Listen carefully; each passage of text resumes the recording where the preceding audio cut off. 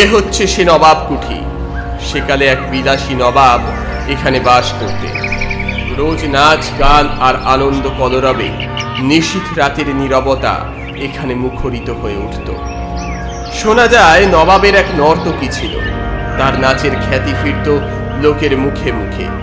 তারপর হঠাৎ একদিন কি কারণে জানি না, নবাব ক্রুদ্ধ হয়ে নর্তকীকে নিজের হাতে খুন করে, আর সে রাত্রেই নাকি নবাবও গুপ্ত ঘাতকের হাতে প্রাণ দেন। তারপর থেকে এখানে আর কেউ বাস করে না। নবাবের বংশধরেরা আজও আছেন, কিন্তু তারা এই প্রাসাদকে অভিশপ্ত বলে মনে করেন। তাই এই প্রাসাদের উপরে আজ পাহারা দেয় কেবল নিবিড় অরণ্য। এর ছাদে বসে করুণ স্বরে কাঁদে ঘুঘুর দল।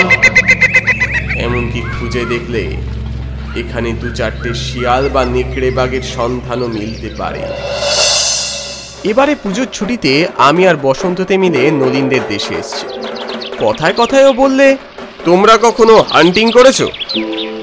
হান্টিং মানে শিকার? হ্যাঁ হ্যাঁ, শিকার করেছো? না মানে সে কি করে সম্ভব?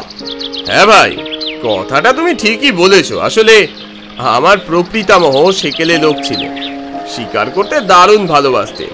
ওই দেখো সেই বন্ধু, এখনো তাতে বারুদ ভরা আছে। বলো কি?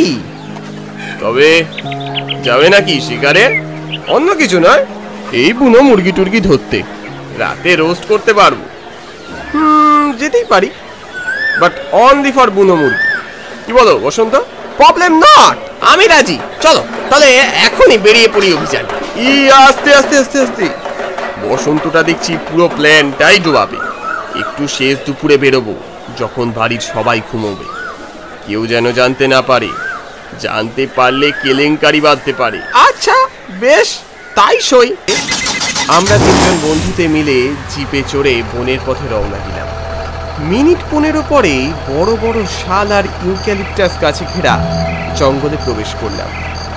সেখানে প্রখর রৌদ্রের আলো নিশ্চিদ্র পাতার ফাঁক দিয়ে প্রবেশ করে না।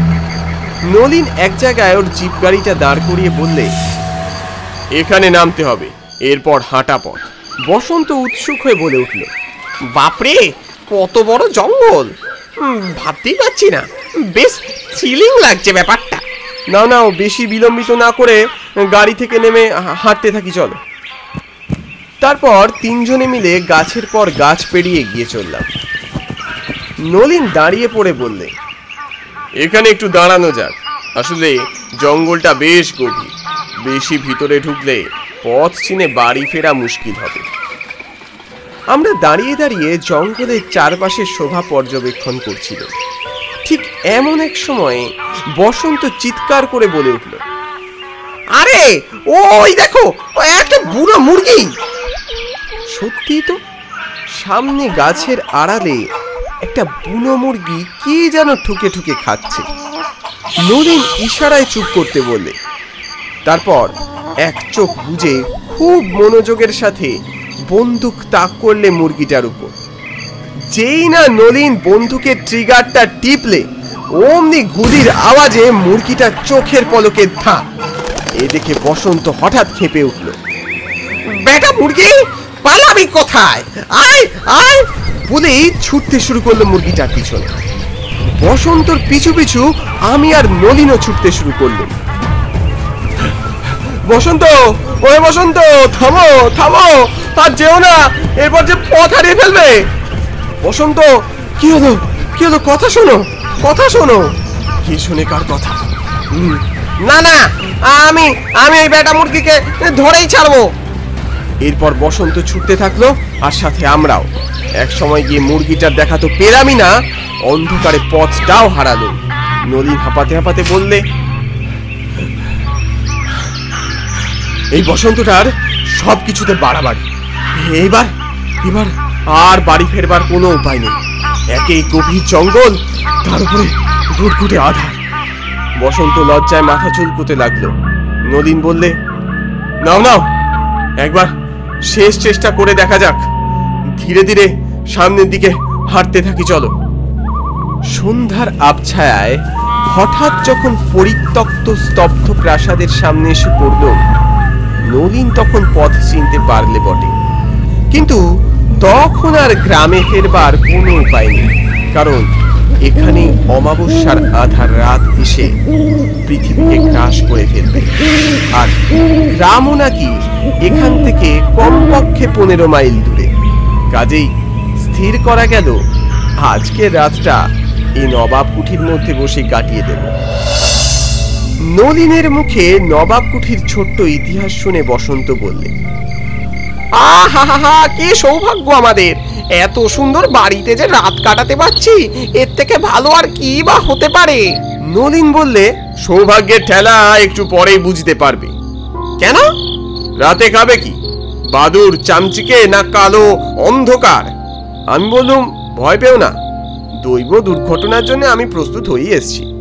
আমার ব্যাগের কোটরে 1 ডজন মর্তমান কলা, 8 ডজন ডিম আর 2খানা বড় পাউরুটি আছে।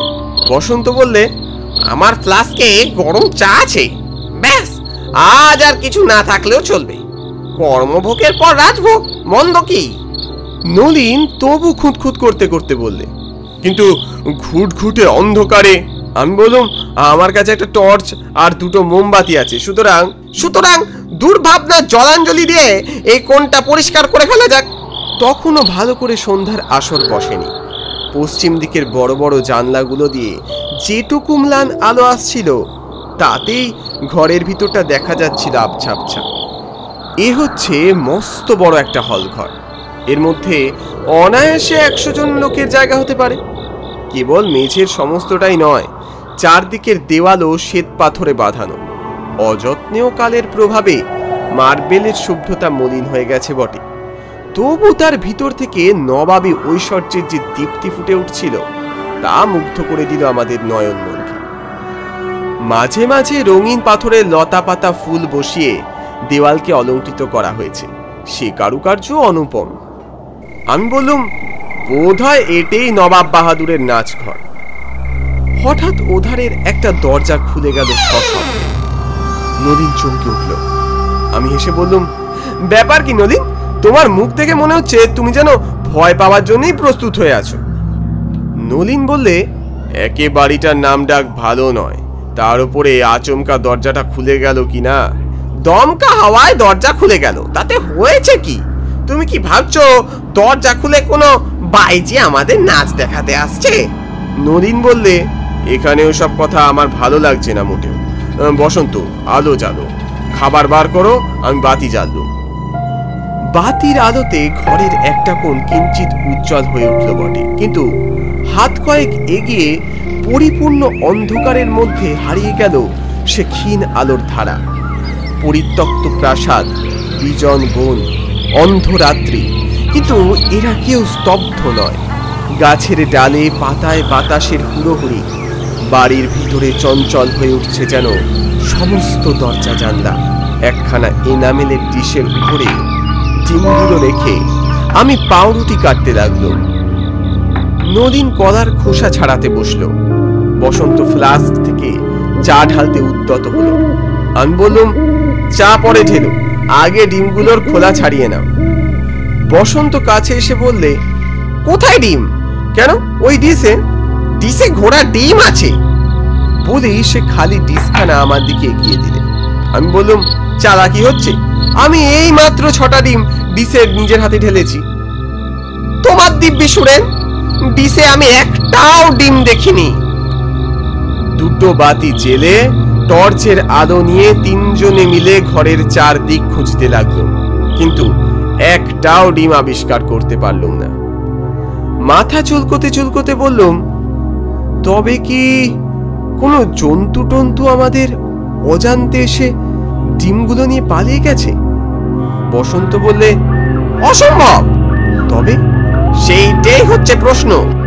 এ বাড়িতে আমরা ছাড়া নিশ্চয়ই আরো কোনো মানুষ আছে। হতভাগা চোরকে আমি এক্ষুনি খুঁজে বের করব। আচম্বিতে আমিও অনুভব করলাম ঘরের ভিতরে আমরা ছাড়াও যেন বাহিরের কোনো লোক এসে হাজির হয়েছে। কোনোখানে পুরো অন্ধকারে গা ঢেকে সে যেন অদৃশ্য চোখের ছুরির মতন তীক্ষ্ণ দৃষ্টি হেনে আমাদের প্রত্যেক ভাবভঙ্গি লক্ষ্য করছে। মনে মনে শিউরে বলে উঠল, বসন্ত, বসন্ত, এ বাড়িতে নিশ্চয়ই কোনো রহস্য আছে। এখান থেকে আমরা বেরিয়ে পড়ি, চলো। বসন্ত ক্রুদ্ধ স্বরে বললে, না না, কিসের ভয়ে পালিয়ে যাব?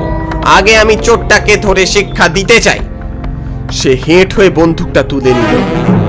নলিন সচকিত স্বরে বললে, দেখো দেখো, ওই কোণে সাদা মতো কি একটা রয়েছে, দেখো। ঘরের দক্ষিণ কোণে মেঝের উপরে সত্যি শ্বেতবর্ণ কি যেন অস্পষ্টভাবে দেখা যাচ্ছে। টর্চের আলো তার উপরে পড়তেই দৃষ্টি স্তম্ভিত হয়ে গেল। এক জোড়া পা, রক্ত মাংসের পা নয়, সে একেবারে অস্থিসার কঙ্কালের পা। তার চেয়েও ভয়াবহ হচ্ছে, দুই কঙ্কাল পায়ের উপরে বাঁধা রয়েছে এক জোড়া নুপুর। বসন্ত বললে, ও হাড় দুখানা নিশ্চয়ই ওখানে ছিল, এতক্ষণ আমরা দেখতে পাইনি। নলিন কাঁপতে কাঁপতে বললে, না না, এতক্ষণ ওখানে কিচ্ছু ছিল না। আমি বললাম, নলিন, সেকালের সেই নবাব নাকি তার নর্তকীকে খুন করেছিলেন। নলিন আমার কথার জবাব না দিয়ে আর একদিকে অঙ্গুলি নির্দেশ করে রীতিমতো কান্নার স্বরে বললে, ও আবার কি বসন্ত, ও আবার কি? চকিতে ফিরে দাঁড়িয়ে দেখলুম আর এক রোমাঞ্চকর দৃশ্য। এতক্ষণ আমরা ঘরে যেখানে বসেছিলাম ঠিক সেখানেই পাথরের দেওয়ালের উপর জল করছে দুটো আশ্চর্য চক্ষু। চোখ দুটো গড়া যেন লাল টকটকে পদ্মরাগ মণি দিয়ে। তাদের ভিতর থেকে ঠিকরে ঠিকরে পড়ছে যেন মৃত্যু ভীষণ দুর্দান্ত ক্ষুধা। বিনা বাক্য ব্যয়ে বসন্ত বন্দুক তুলে চোখ দুটোকে লক্ষ্য করে ঘোড়া টিপে দিলে। বন্দুকের বিষম গর্জনে ঘর যেন ফেটে গেল, কিন্তু সে বিভৎস রক্তাক্ত চোখ দুটো জ্বলতে লাগলো ঠিক তেমন জল করেই। ওদিকে বন্দুকের ধ্বনি প্রতিধ্বনি ভালো করে মিলিয়ে যেতে না যেতেই ঘরের মধ্যে আর একটা অদ্ভুত শব্দ জেগে উঠে আমাদের সর্বশরীর আচ্ছন্ন করে দিলে। দুখানা নুপুর পরা হাড়ের পা মেতে উঠেছে নাচের আনন্দে। শব্দটা যত প্রখর হলো ক্রমশই আমার শরীর অবশ হতে শুরু করলো। বেশ বুঝতে পারলুম এ হচ্ছে নুপুর পরা হাড়ের পায়ের জাদু। সে এগিয়ে আসছে আমাদের দিকে। পিছন ফিরে দেখতে ভরসা হলো না। নলিন বিকট এক আর্তনাদ করে ছুটলো বাইরের দরজার দিকে। বসন্ত চিৎকার করে বলে উঠলে, কাপুরুষ, কিসের এত ভয়? এসব হচ্ছে আর কিছু নয়, শুধুমাত্র হ্যালুসিনেশন, মরিচিকা। আমি বসন্তের এসব প্রলাপ বাক্যে একদম কান দিলুম না। নলিনের পথ ধরে সোজা বাইরের দিকে লাফ মারলুম। তারপর সে আধারে ঊর্ধ্বশ্বাসে ছুটতে লাগলো নলিনের পিছু পিছু। এভাবে কতক্ষণ ছুটলুম মনে নেই, তবে এক সময় বুঝলুম জঙ্গল শেষ হয়ে গেছে। নলিন আর আমি জিপের সামনে এসে হাঁপ ছাড়লুম। নলিন বললে, সুরেন, বসন্ত কোথায়?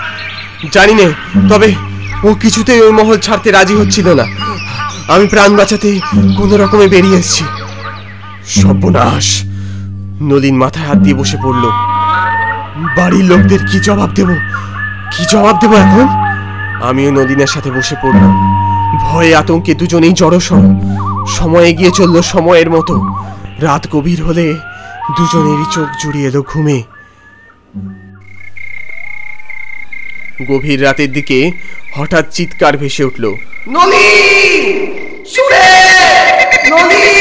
নলিন বললে, আরে এই যে বসন্তের কণ্ঠ। আমরা দুজনে ছুটতে বসন্তকে খুঁজে বের করলুম। ও হাঁপাতে বললে, উফ ভাই, জোর বাঁচা বেঁচেছি আজ।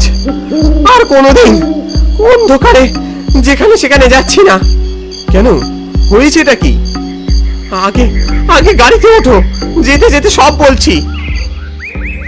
গাড়িতে উঠে বসন্ত বলা শুরু করলে, তোমরা তো ওখান থেকে বেরিয়ে পড়লে। আমি প্রথমে কিচ্ছু বুঝিনি। ধীরে ধীরে দেখলুম আমার সারা শরীর পুরো স্তব্ধ হয়ে যাচ্ছে। পর মুহূর্তে বিভৎস দৃশ্য জরিপ করলুম আমি। নর্তকী সাজে সজ্জিত এক কঙ্কাল আমার দিকে এগিয়ে আসছে। মহলের চারধারে আলো ছড়িয়ে পড়ছে, ঝাড়বাতি থেকে আলো ঠিকরে পড়ছে। কঙ্কাল মূর্তির বিভৎস দাঁতগুলি সে আলোয় চকচক করে উঠল। সে কঙ্কাল অট্ট হাসি হাসতে হাসতে খুব কাছে গিয়ে এলো আমার, তারপর বলল, ইস, কতদিন মানুষের রক্ত পান করিনি। সেই 250 বছর আগে শেষ রক্ত পান করেছিলাম। আজ গোটা একখানা মানুষ আমার সামনে। কি সৌভাগ্য, কি সৌভাগ্য আমার। তারপর চোখের পলকে তীরের ফলার মতো দুটো ছুচলো দাঁত ঢুকিয়ে দিল আমার ঘাড়ে। আমি চিৎকার করতে গিয়েও পারলুম না, ভয়ে আত্মারাম খাঁচা ছাড়া আবার জোগাড়। তারপর হঠাৎ করে কে যেন বলে উঠল, তারা হতচ্ছাড়ি রাক্ষসী, আবার তুই এসব শুরু করেছিস? তোর মজা আমি এক্ষুনি দেখাচ্ছি। দেখলাম রাজ পোশাকে এক কঙ্কাল থেকে পিছনে এসে হাজির হয়েছে। তার আওয়াজে কঙ্কাল নর্তকী আমায় ছেড়ে দিয়ে বললে, তুই আবার আমার কাছে বাধা দিতে এসেছিস? আমায় খুন করে তোর স্বাদ মেটেনি? চুপ কর হতচ্ছাড়ি, তুই বেঁচে থাকতেও মানুষের ক্ষতি করেছিস, আর মরে গিয়েও তোর শয়তানি কমেনি। মরার পরে প্রথমে আমায় মারলি, তারপর যে সবাই ভয়ে প্রাসাদ ছেড়ে পালালো, অমনি তোর রক্তের নেশে আরো চড়ে গেল। কিন্তু আমি তো তোকে কোনোদিন আর কাউকে মারতে দেব না। কঙ্কাল নর্তকী রেগে ওর দিকে তেড়ে গেল, ও সাথে সাথে তেড়ে এলো। দুজনের মধ্যে জোর লড়াই শুরু হলো। এ ফাঁকে আমি সেখান থেকে দেখা। ও, তার মানে রাজাকে সেই নর্তকী মেরেছিল সে রাতে। ধরি নর্তকীর ভূত। যাই হোক, আর কোনোদিন এ ভুল করতে চাও বসন্ত? নমস্কার, ঢের শিক্ষা হয়েছে। এখন মানে বাড়ি পৌঁছতে পারলে হয়।